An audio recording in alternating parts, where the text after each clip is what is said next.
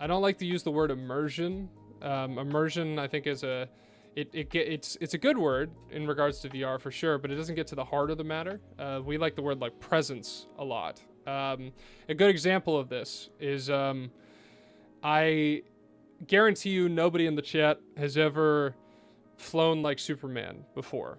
Right? If you've ever flown like Superman, I would love to drink whatever you're drinking or smoke whatever you're smoking, because I bet it's amazing, right? So nobody's really done that before.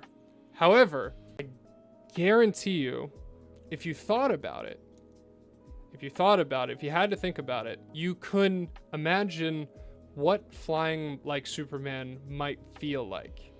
Like literally in your body, like visually, but also in your muscles and in your kind of like, what would it feel like to fly, to like hover off the ground, to fly faster? How would you do those things? How would you change direction? You can imagine, even if you don't have a precise, like essentially imagining of how that would feel like, you can imagine within essentially a box of what you think that might feel like, or feel to experience.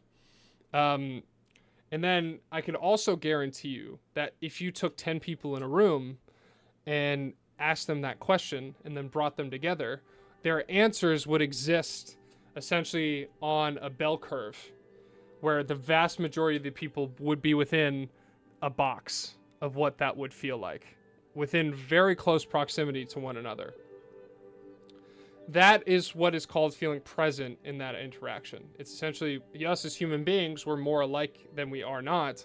And as a result, we have a connection to how we interact with the world and sort of perceive the world that is alike one another fundamentally, right?